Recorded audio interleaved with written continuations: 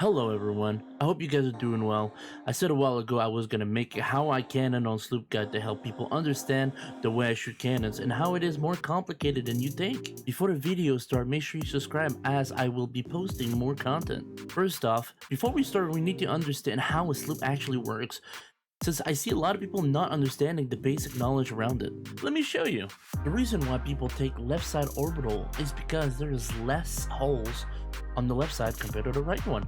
If we see down here, you can see 3 left side bottom holes and 1 in the front. You come on the right side of the sloop and you have 4 bottom holes, which is the reason why people usually do orbitals on the left side, because you have less holes on the left side of the sloop. Then you also have in the back 4 holes to the left, to the right, and 2 in the back. There is a bottom deck that you have to take care of most of the time, because it is the most important level to take care of repairs and to focus on, and you also have the second deck. First off, let's talk about the cannonballs in Sea of Thieves. First off, you have the cannonball, which is the most important in putting pressure into a boat, will basically come in handy in making a ship sink. Then you have curse balls, which there is an unwritten rules in Hourglass where nobody uses curses if they're trying to have a normal and organic fights instead of having a rowboat. Most people will not use those if they want to have a good fight in Hourglass. Now, I'm not telling you how to play the game, I'm just telling you how most of people will like to play the game instead of having an advantage in Hourglass. Next up, we have the blunder bombs, where it is not really used in a sloop format quite often.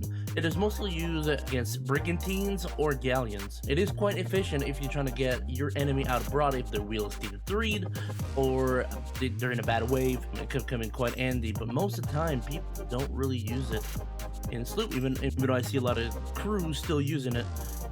Next up, we have the fire bombs, which is not really used on the sloop at all. It is mostly used for galleon, as it is really hard to take care of on a galleon most of the time, unless you have an efficient crew. It is so easy to just get, if you have pressure, to just remove the fire and be done with it right away, so people don't really use it in a sloop format. And then you have one of the most important one, which is a chain shot, which is to take care of either the wheel, mast, or anchor. To take down a mast, you need either 3 cannonballs, 2 chain shots, or a chain shot and a cannonball. You basically need 3 hits on a mast to take it down. And let me explain you what I mean with tier 2 and tier 3. There's 3 different tiers to a hole in a mast. You'll basically see that once you hit a chain shot inside a boat, it becomes a tier 1. If you hit a cannonball on the side, it will become a tier 2, and then if you hit another cannonball in the same exact spot, it will become a tier 3 hole.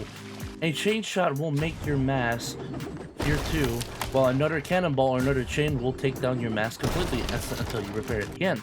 If you hit a wheel with a cannonball, it will make your wheel tier 2. Now if you hit another cannonball right after, it will make your wheel tier 3, basically really hard to turn. But if you hit completely a chain shot right off the rip on the wheel, it will make your wheel tier 3.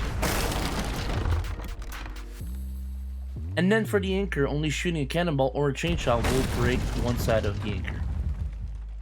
Now that we're done explaining the basics, let's get to the part you guys have been wanting the most. There is a lot of tactic that people uses to aim cannons. I will try my best to explain how I see and aim cannons in Sea of Thieves. A lot of people use the ring 1, 2, or 3 on a cannon to aim their cannons, or people will also try to follow an arc where you are playing bigger ships, or some will angle their cannons around the top of the enemy boat and figure out the distance and see if it hits the mast. When I cannon, I personally don't look at any of this. With the amount of muscle memory I have with shooting cannons, my head kind of just remembers after a while where exactly to aim, and I mostly look at my arc and see the amount of where my cannons is landing in the waves that I'm currently on. I always adjust my cannon, go back, and just every shot you'll see me basically go back up and forth, basically resetting every single shot. A lot of people usually keep the cannon steady and will move with the ADS or with the mouse to basically adjust. I like to go and move up the cannon up and down and use both WSD and the mouse to be as precise as possible. And once you see that arc of your cannon is good, I continue the arc and adjust in between waves and how close or far the ship is from my boat. When you aim towards an enemy ship, your goal as a cannoneer is to spread as much as you can. You might ask, what is spreading? Talking about putting your shots everywhere in a boat. Spreading your shots in Sea of Thieves mean putting as much pressure spreading your shots in Sea of Thieves means putting as much pressure as you can on the enemy ship. I like to start off with lower pressure and to also put pressure on the cannoneer. They're having to eat to stay alive while also keeping the control of cannons and putting pressure on the helm with breaking his wheel, hitting the mast as well. Your goal is to have the helm make a mistake by overturning or letting the mast fall or having too much pressure that the helm has to call the cannoneer down to grab some buckets while continuing to keep constant pressure on the cannoneer as well. Now, I know it might seem like a lot, but you kind of get used to the pattern of spreading pressure everywhere around the boat. Let me show you and play what I mean. First off, your goal is to put pressure on the other cannoneer by constantly aiming at him, and while he's healing, then depending on the situation, you aim to demast them or put holes left or right of the boat. If you end up killing the cannoneer, now unless you see the helm on their boat trying to revive them, I would try to get him off from being able to get revived. If the cannoneer ends up going to the ferry, then you need to spread as much pressure around the boat. The hole under the cannoneer should already be a tier 3. So you apply front pressure to get as many tier 3s as you can, and also back pressure as well, while also hitting the mast and then demast them if they're not already. I highly recommend aiming towards the wheel so they have a harder time keeping angle. Now let's talk waves and how much it affects you when you're cannoning. Waves in CTs are not just for aesthetic and immersion. Waves actually play a big role in terms of how you have to shoot and predict the cannonball trajectory. Have you ever noticed that sometimes your cannons is way higher? The waves will adjust the angle of your boat, therefore you have to adjust the angle of your cannons to compensate for the movement. Sometimes this will barely be able to shoot cannons. Distance matters as well. You always need a good distance when circling a demasted boat, but we will talk about that in a second. Waves make it harder to actually hit your mark when you are in northwest and southeast. It makes the waves too complicated to hit cannons as precise as you want. The preferred waves are northeast and southwest. Sail parallel when you're in orbital. It is the most stable for you to try to hit some chain shots and cannonballs. When you are both demasted right next to one another, you will notice how annoying the waves can be when trying to put pressure and you have the high risk of getting one bombed. It is the same for southwest and northeast. Waves become easier, but if you're both demasted, waves can be very dangerous when the waves are in between, or you might not be able to see the upcoming cannonballs in your direction. This is why distance matter. You can take a cannonball in your hand and click the reload button and then switch your weapon for it to reload at the same time.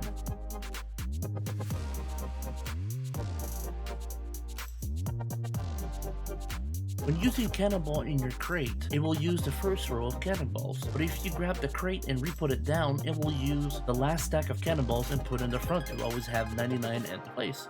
Check this out.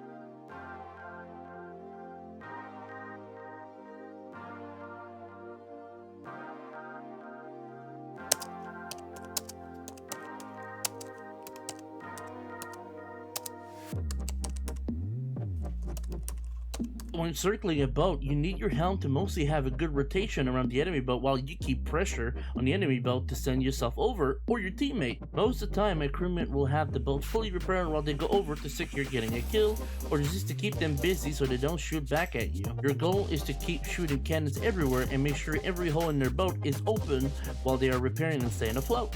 One thing I will say is keep some distance from the enemy ship, since if you get too close you might get double sniped and possibly lose the advantage that you have on the enemy ship.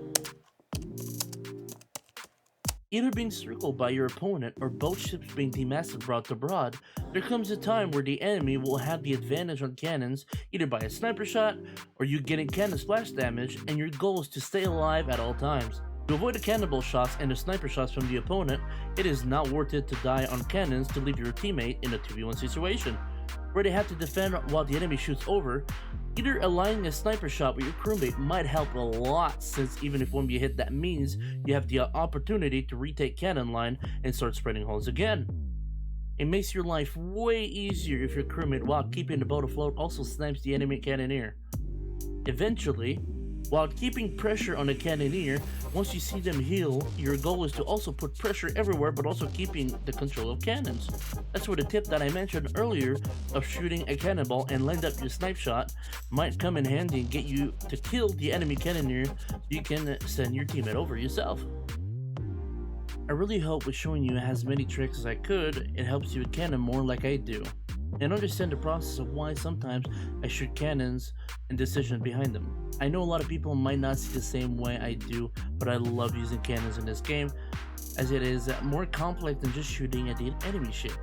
If you are too worried about getting into straight PvP action, don't worry, I got you. I highly recommend doing some ghostplay to focus on understanding more in depth how far to shoot cannons and understanding the arc of how far and how high you have to shoot your cannons.